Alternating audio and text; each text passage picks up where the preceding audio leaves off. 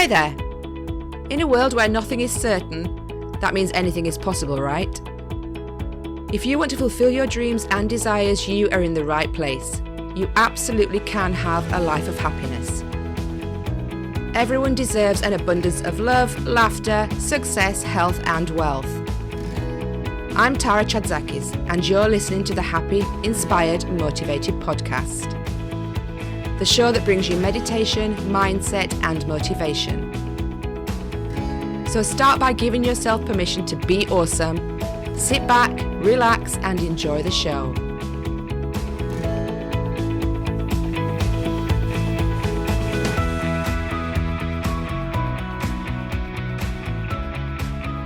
Hi, and welcome to this episode of Happy, Inspired, Motivated.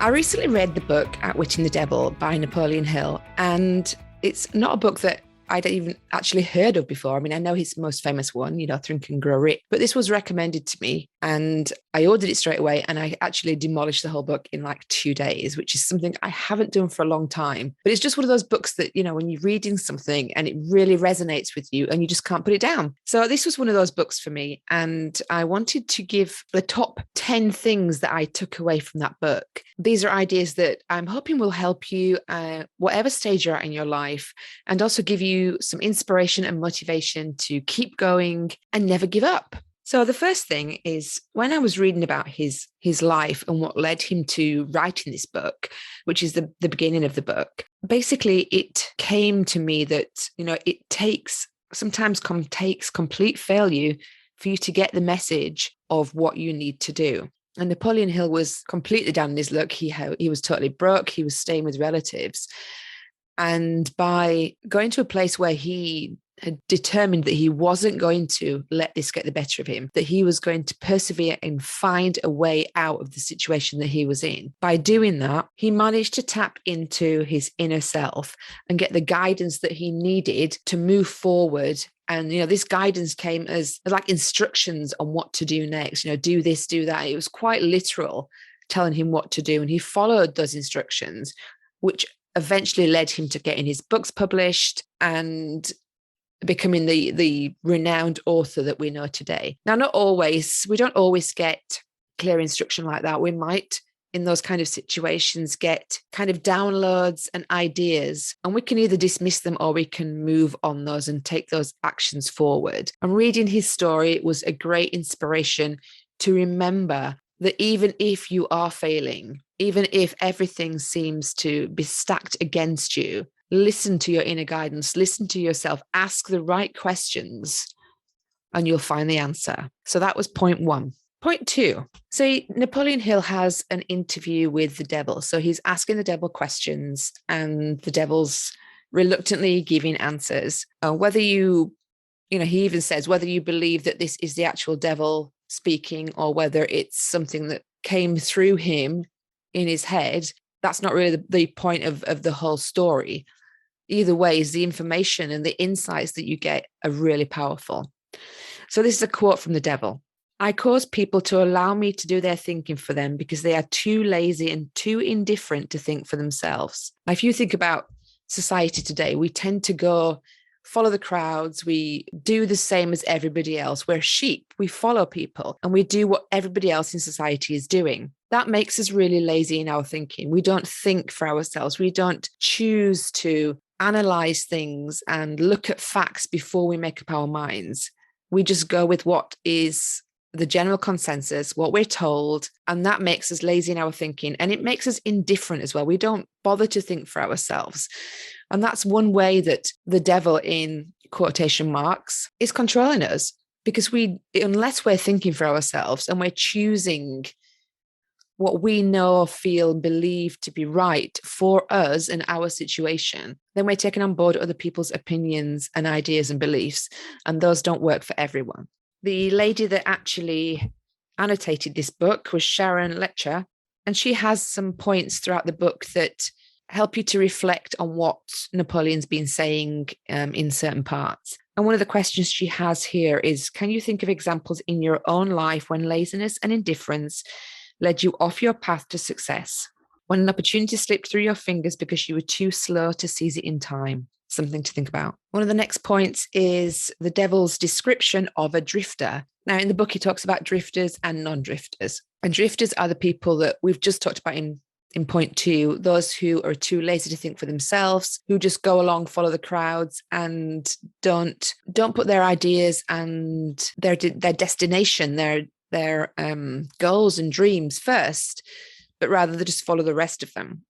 And he calls them drifters because they just drift through life and they don't achieve very much because they're not in the right mindset to think that they can and believe that they can. So some of the things that you would notice about a drifter, and some of these you might resonate with some of them, you might resonate with all of them. I'm not going to read the whole list because it's quite a long list, but some of them I want to point out that I think stand out, especially in our society today, of how people actually are drifting. So the drifter will be conspicuous by his lack of self-confidence, will never accomplish anything requiring thought and effort, spends all he earns and more too if he can get credit, will be sick or ailing from some real or imaginary cause and calling to high heaven if he suffers the least physical pain. A drifter will have little or no imagination. He will lack enthusiasm and initiative to begin anything he is not forced to undertake, and he will plainly express his weakness by taking the line of least resistance wherever he can. He will be ill-tempered and lacking in control over his emotions. He will have opinions on everything but accurate knowledge of nothing. He will neglect to cooperate with those around him, even those on whom he must depend for food and shelter. He will make the same mistake over and over again, never profiting by failure. He will be narrow-minded and intolerant on subjects. He will expect everything of others, but be willing to give little or nothing in return. He may begin many things, but will never complete anything. He will never reach a decision on anything if he can avoid it. He will eat too much and exercise too little. He will criticize others who are succeeding in their chosen calling. If he works for others, he will criticize them to their backs and flatter them to their faces. I think there's lots of us who can relate to some of those things and have been drifters, or maybe we still are in some areas. I think people like us who choose to listen to podcasts for inspiration and for self-development, self-learning, and we are consciously making an effort of changing things.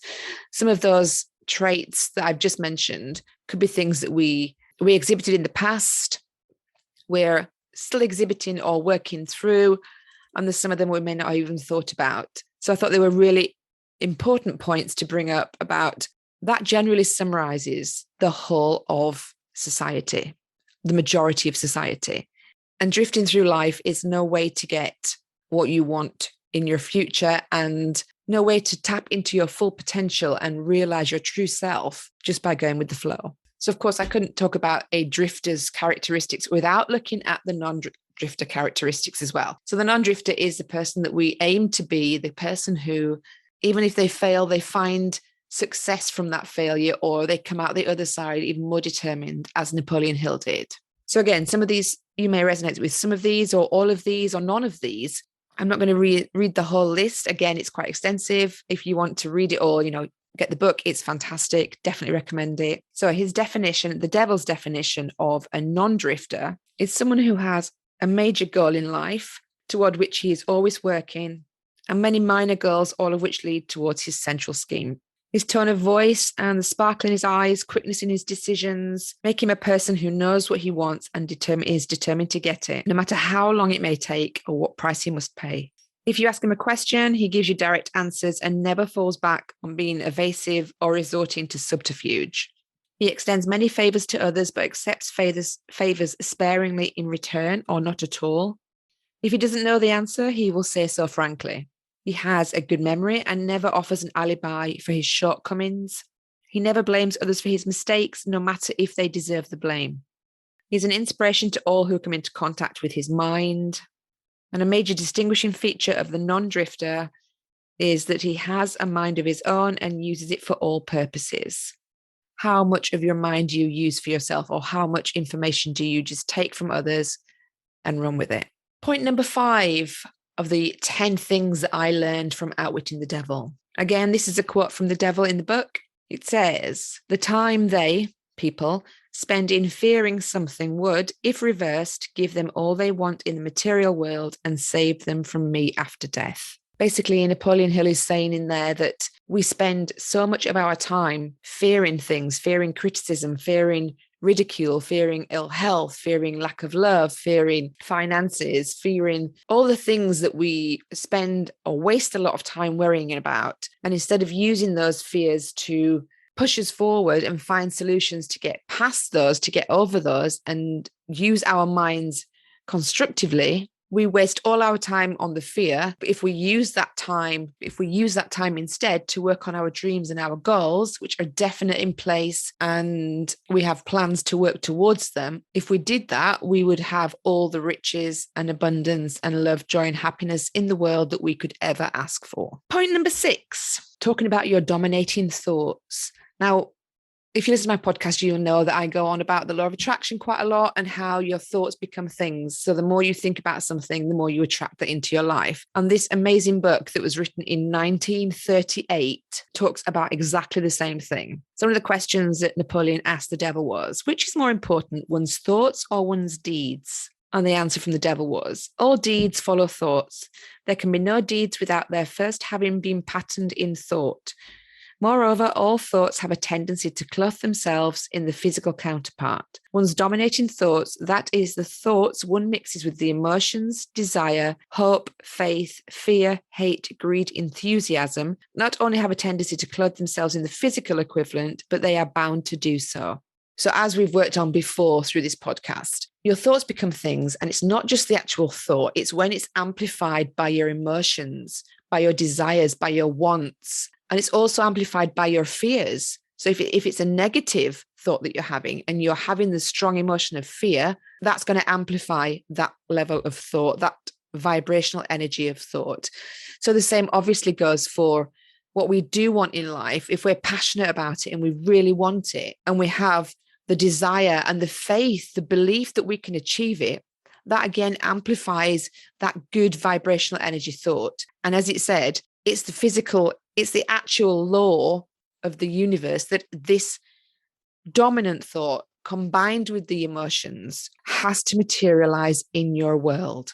And having these dominant thoughts, these high energetic thoughts, for example, if we're looking at the good positive side, let's work on that more than the negative. So if we're having these high vibrational energy thoughts and they're combined with emotions of joy and happiness and desire for something that we really want, something we're really passionate about, and we have the faith and the belief that it's going to happen, then that becomes, when we've trained our minds to think those thoughts a lot, it becomes a habit that we think them, or it becomes a habit that we think like that, or those kind of thoughts, because we're retraining our brain to concentrate more and focus more on the positive side. So that brings in the law of attraction. So when we have this habit and we're thinking the good thoughts that we need to create a good life for ourselves, in the book, they refer to this as hypnotic rhythm. So it said it's something like a magnet which attracts things that have a magnetic affinity. So as we talk about vibrational energy, so your high vibrational energy thought,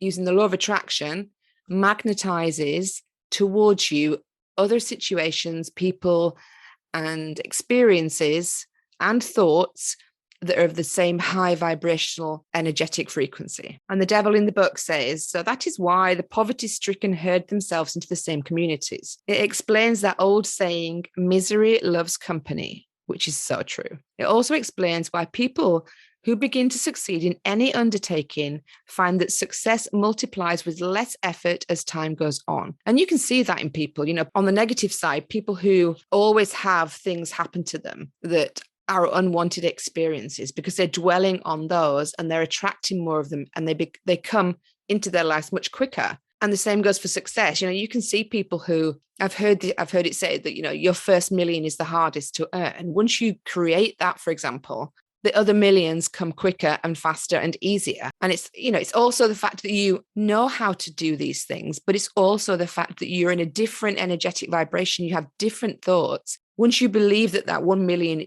is easy, you believe that attracting other millions and creating other millions is easy too. And that's why success seems to You look at people and you think they're an overnight success because they have millions. It's not overnight. The first million was the hardest, but then it compounds and becomes easier and they achieve higher success quicker. Point 8 of what I learned from Outwitting the Devil by Napoleon Hill, talking about failure and how failure sets you up for success, and that no failure is ever permanent unless you allow it to be so. All failure can be seen as a challenge that you have to overcome or something you have to learn in order to reach the success that you want. You can't always go straight from here to there. Sometimes you have to go through gates or through doors to get to where you want to go. So when Napoleon is asking the devil about failure, the devil replies that failure is a man-made circumstance. It is never real until it has been accepted by man as permanent.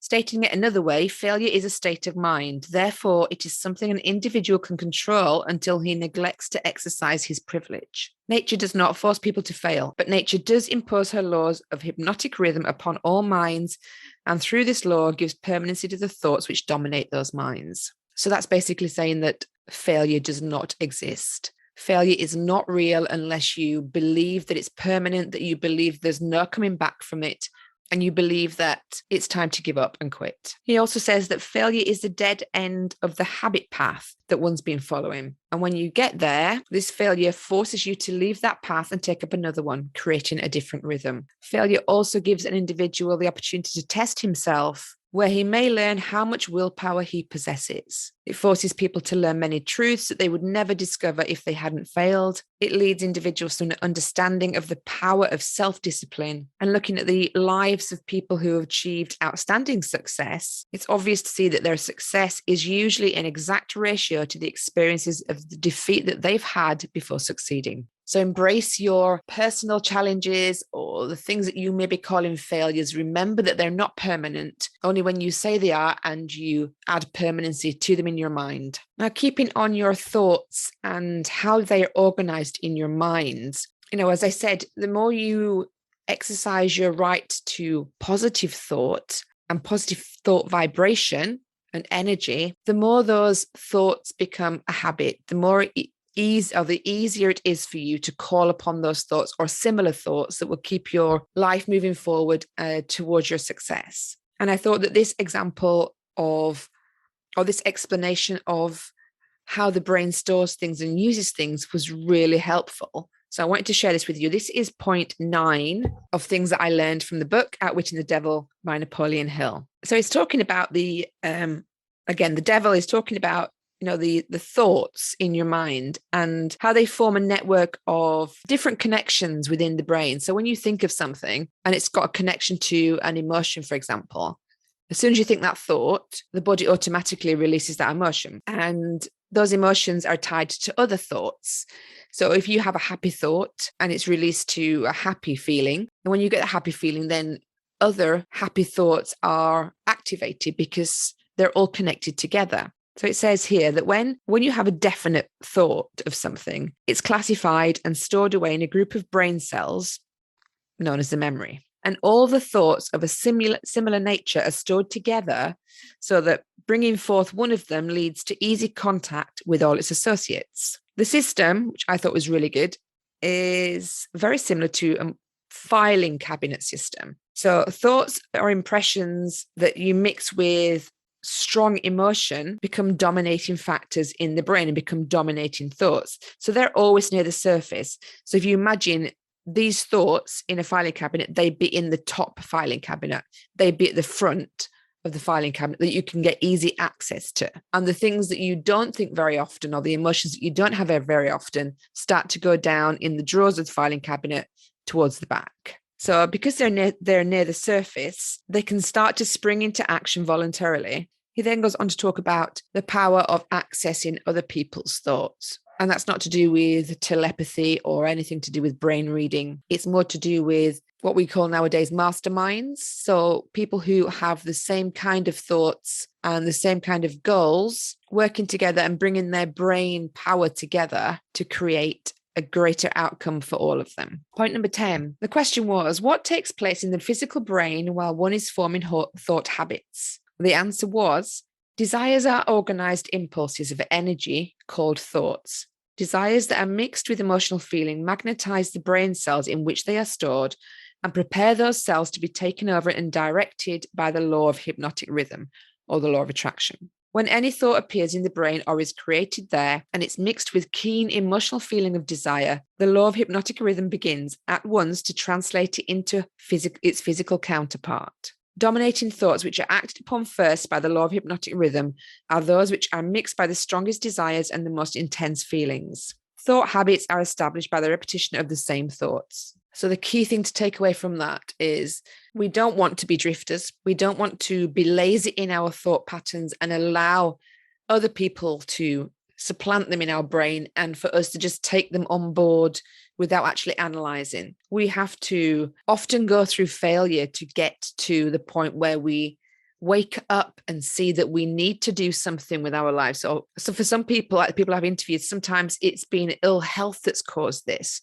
Sometimes they've been completely broke. There's been lots of different reasons, but it's always been like a wake-up call that the universe has given you to be like, hold on, now you have the chance, complete failure, to get through this and out the other side and find your way forward in this. So we don't want to be drifters. We want to be non-drifters who think for themselves and have desire and passion and determination to achieve what they want. We've looked at dominating thoughts, what they are and how they attract and magnetize the things that your reality around you, which is all to do with mixing those thoughts that you have on a consistent basis, mixing them with emotion, which is desire and happiness and knowing what you really want instead of just asking for anything. And we've also learned how they're stored in the brain and how they're accessed quickly.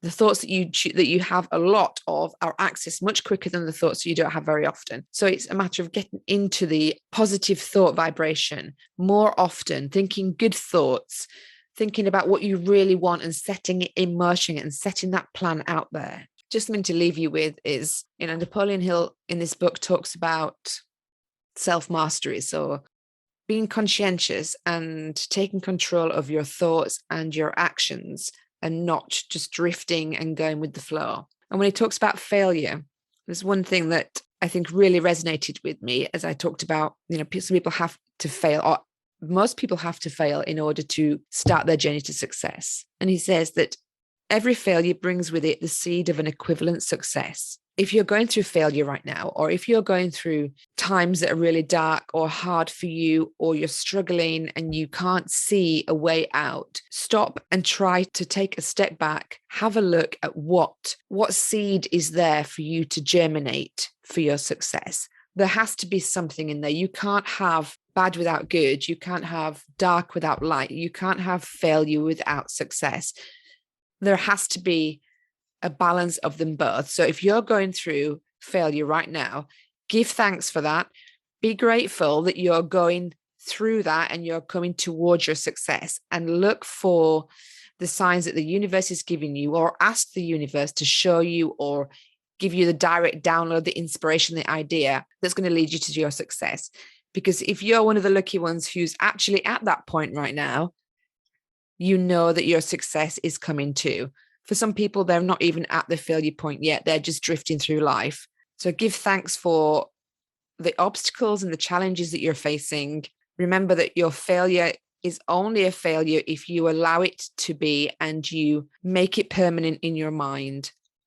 Look for the things that are coming out of this. Look for the good that you could take going forward and come out of it the other side. I'd highly recommend the book if you get the chance to read it. As I said, I demolished the whole book in 2 days. I couldn't put it down. I loved it. If you've enjoyed these learnings that I took from the book and you feel inspired to read it, I'm going to put a link in the show notes so you can click through easily and find it. Grab yourself a copy and let me know what you think as well. Maybe there's some learnings that, there are other learnings that I got from the book that I didn't put. I didn't want to put everything that I'd learned in the book because it was just going to be like a long podcast. But let's have a chat about the things that we both feel and we've understood from this book. Sending you lots of love and blessings and wishing you a great day ahead. Thank you for listening to the Happy, Inspired, Motivated podcast. I'll be back next week bringing more meditation, mindset, and motivation for your happy and successful life. To find out more about our community, go to tarachatzakis.com/happy inspired motivated.